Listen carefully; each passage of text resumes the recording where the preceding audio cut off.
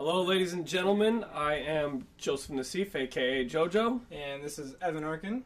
And today we're going to be going over top 8 match at Northwest between Greg Peloquin and Charles Bryant. Yep, and coming into this match, Charles was seated first, Greg was seated third. So pretty high level here. And what do we got? What do we got for it? I got Charles Bryant playing Pedal to the Metal, version 1.0, the Brad Nelson list. Hunt Masters, Nightshade Peddlers, Is It Staticaster, Olivia. Really stock list. I really like the list. Yeah. And on Greg's side, we have just Naya, dark Naya basically. Naya Midrange, which is a mid-range aggressive deck featuring all of the all-stars like Thragtusk, Restoration Angel, Huntmaster, Lockstone Smiter. But it splashes black for Rakdos' return and some other black cards, potentially out of the sideboard like Olivia Voldaren, stuff like that. So they're drawing their 7. Charles doing a good job showing the hand there. I'm trying to see. I saw Rakdos return. Yeah. I see some lands. He's on the play. It takes 2 Deathrite Shaman. Okay. All right. There we go. I hope there's a Tracker's Instinct or maybe a Farseek in there, and I'm totally on board with keeping this hand. We're about to find out. Greg draws his card and plays a Taproot Bancrag. Yep. All right. And here comes Turn to Charles. Woodland Cemetery into Tracker's Instinct. Yeah, absolutely. That's exactly what you want to be doing. And so he hits Huntmaster, Rakdos' return, Kessig Wolfrun, and Thragtusk, I believe. Yeah. And Thragtusk? I think I take Huntmaster if I have another land in hand, so I could play a turn 3 Huntmaster. Yeah. And just put the pressure on Greg, not knowing what he's playing. So he takes the Huntmaster. Yeah, I love that. I like it. And beat down? Yeah. And I mean, he passed the turn. He should have attacked one, right? Yeah, you get 1 point of damage. It might be relevant. Could be. Always good to know when you can sneak those damages in. And Greg does what he wants to be doing and playing a Farseek. Yep. Alright, so Greg's looking over his hand, seeing what he should go dig for. What do you think? Either a plains Temple or a Garden? swamp? Oh, sorry. Yeah, it's Farseek. Sorry. Yeah, Temple Garden. Definitely. So that'll be the end of Greg's turn. We're going to see if Charles has another land, which I'm hoping he does here. He probably does. Yeah, looks like he's got it. He's got another Woodland Cemetery. And he could exile the Kessig Wolfrun to get the red for the Huntmaster. Yep. Let's see if he does it. Yeah. Does Greg's list run... How many bonfires does Greg's list His run? is 3. 3? Okay. So he's tapping it, he's exiling his own Wolfrun. Yep. Adding red and playing Huntmaster. Yeah, I'm totally on board with that. Yeah, it's a good line. Huntmaster's solid. So, like, the only thing you're worried about really is the Miracle Bonfire. Yeah, that would be the nuts for Greg Peloquin. So, that time he sneaks that 1 point in. Up, and yeah, he gets the point of damage in there. Greg does not Miracle Bonfire. Has 4 mana on turn 3 as well. Yep, no black yet. What do you think he's going to do with it? Another Farseek? Yeah, looks like it. Of course. Sure. I mean, Greg's deck, looking at his list, he has high-end, like he has 1 Angel of Serenity, and then he's got 2 Groot Primal Hunter, and of course he's got the full set of Thragtusk, so he's got a lot to do with his mana at the top. Also, he has Selesnya Charm, which looks like he's leaving some mana up to like sneak in if he brings in... Good point. He's leaving up Selesnya Charm mana, which if Charles decides to attack with his Huntmaster, he could probably just flash a 2/2 in. And make an easy trade with a Huntmaster, absolutely. That'd be well worth the card. So, see if Charles has the 4th land. He's missing out on red mana right now and blue mana. Yeah, which he would need for the Is It Staticaster and for... Yeah, but red mana is probably more important. For Olivia and Is It Staticaster so here he comes. and Huntmasters.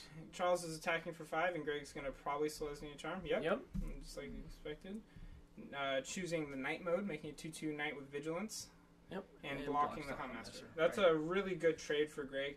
Even though it's, a 1-for-1, Greg was netting mana on the interaction, he spent 2. Well, it's essentially a 2-for-1 for Charles. He put 2 dudes out and got one card out of Greg's hand. So. Yeah, but I feel like, when you're able to spend 2 mana to get rid of a Huntmaster, you feel still pretty good about it. Yeah, absolutely. Oh. Ooh, now, one of the reasons why this card has shot up in price is because people have realized that he's one of the few planeswalkers that just protect himself. Yeah. Not a lot of planeswalkers do that anymore. Yep. And he just protects himself, and with a pretty big body, like a 3/3, as you can see, that's the biggest thing on the field right now. Once Planewalkers became sort of more of a normal thing, like after a couple sets, people realized that the premium abilities you're looking for on a Planeswalker is the ability to plus and protect itself. So there's a tapped Overgrown Tomb. Charles is activating his Deathrite Shaman. Exiling a Farseek. Yep. To drain Greg.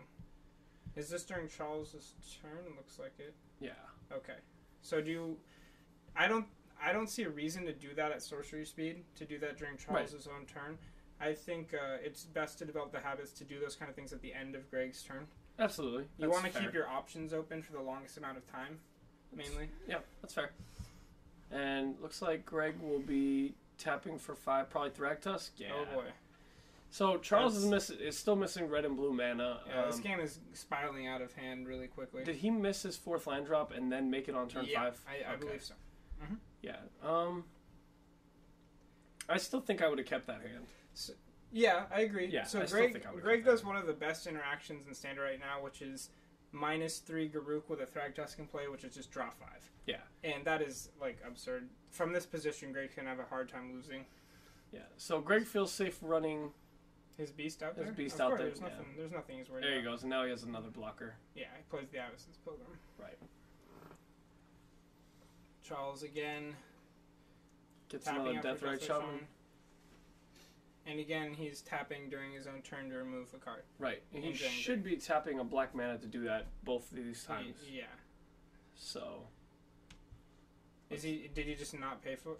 he paid for Deathrite Shaman to play, but not to activate. He didn't pay for the activation of his other Deathrite Shaman. Did Greg just miss that?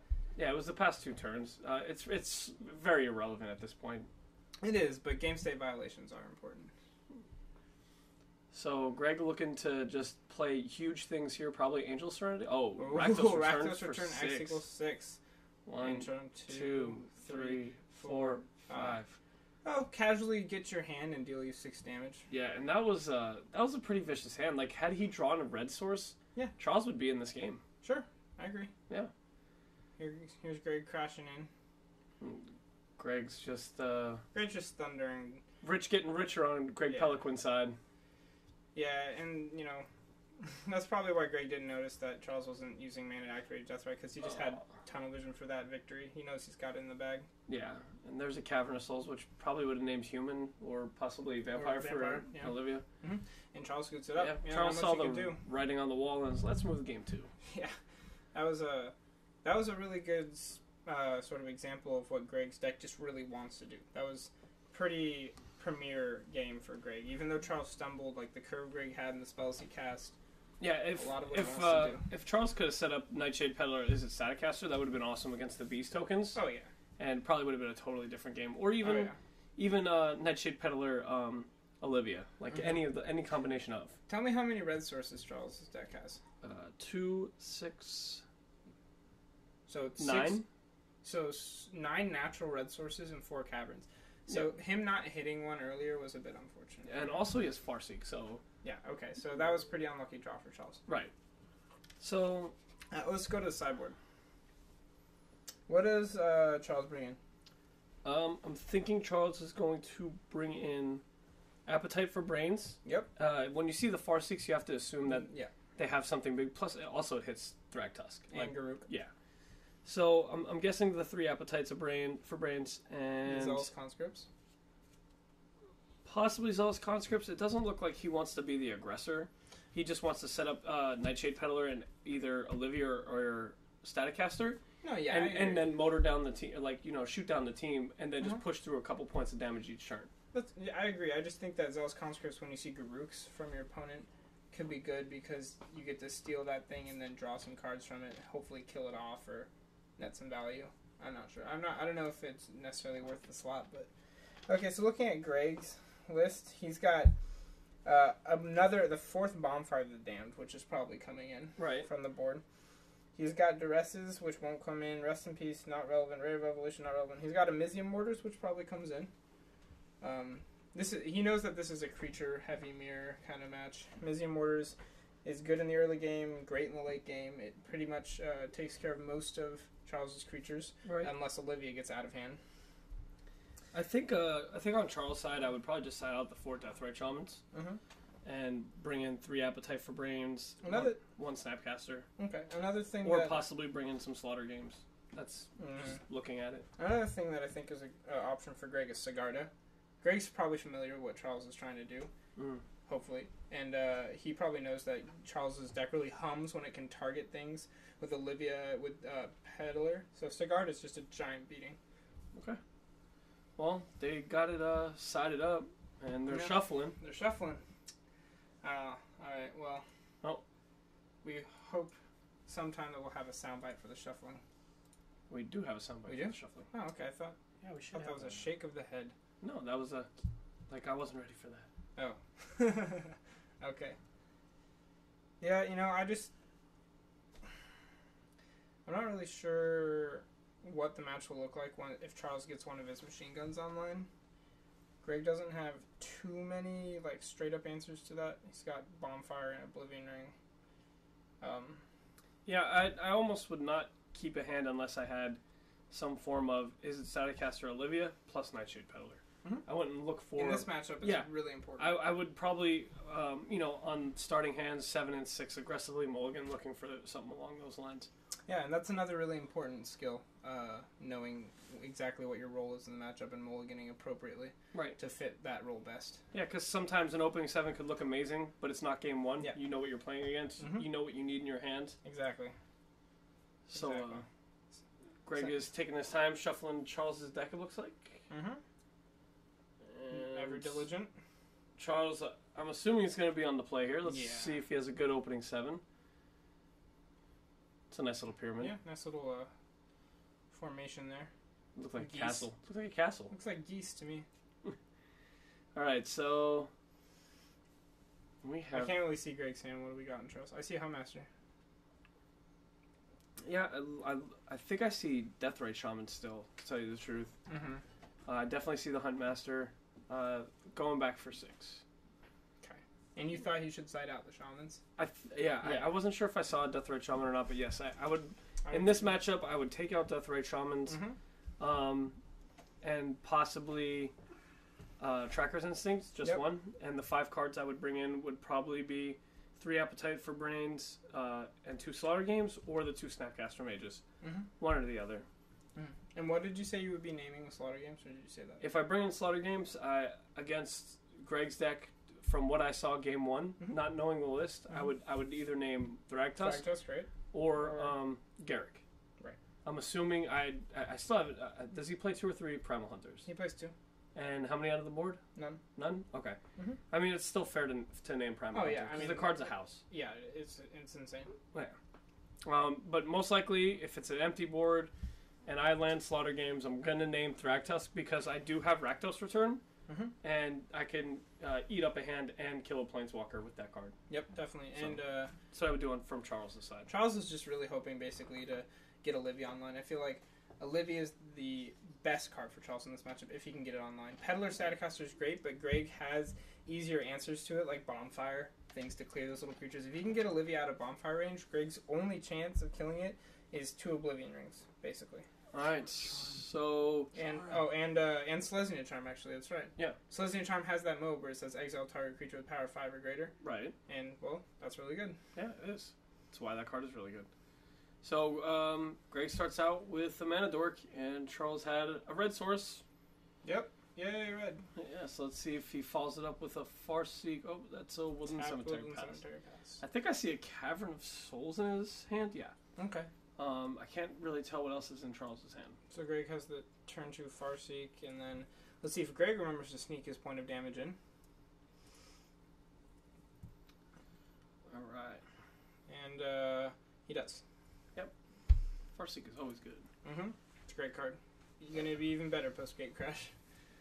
Yeah, so getting some outside information, Charles brought in 3 Slaughter Games, 3 Appetite for Brains, 2 Snapcasters. So the 3 cards I was talking about, and a mixture of, he brought in... it looks like he has a Snapcaster in his hand. He does have a Snapcaster in his hand. There's Cavern. Charles just played it. Probably naming human. Yeah. With the Snapcaster in his hand. I don't know. possibly having the Huntmaster too, and there's an early Thragtusk. There's a turn 4 Thragtusk for turn 3 Thragtusk. Turn 3 Thragtusk, yeah. That's pretty absurd. Yeah, turn 3 Thragtusk is rough. Mm-hmm. Yeah, really, no joke. And Talk about power creep with creatures. Charles misses land drop, passes the turn. This is just getting pretty dangerous. Yeah, I mean it was a mulligan to 6. Yeah, he had 3 lands. Greg's firing on all cylinders. Yeah, there's an attack for 6. He could have his Staticaster here. He could, especially if he named human. Mm-hmm. So but he doesn't. No Staticaster. He just draws. Doesn't look like he drew land. No. Rearranging his lands a little bit. Death Wish on? Yeah. Yeah. Right, so it doesn't really do much. No, that's why I would have sided them out. I totally agree with you. Do we know what Charles sided out? I do not. Okay. So... Oh, wow. And Step Restoration Angel from Greg Peloquin blinking at Thragtusk, netting 5 life and a beast token. Yeah, that's... I mean, there's not much to say here. That's what people do in Standard, I heard. Yeah, I heard. Oh, that's a Miracle Bonfire. Oh, well, look at that. Oh, that's... Look at that. Just, hey, does the Deathrite Shaman die? Yeah. He just played that thing, didn't he? Yes, he did. So he can't... Nope, can't activate it. Can't activate that. So he's just gonna die. He's like, oh, okay. So how much was that bonfire for? It looks 5. like 5? Yep. Okay. And then he's going to be attacking for 11? Uh-huh. Yep, that's the game. Is that game? Looks like it. Yeah, unfortunate for so. Charles. He hopefully should have had like Farseek or something along those lines. And, you know, Nightshade Peddler is its Staticaster, but I guess it just wasn't in the cards, as they say, for Charles today. Yeah, well, congratulations to Greg Peloquin running well and having a great deck and beating it down. I mean, a little stumbling there from Charles, but Greg took it down. Good game, guys.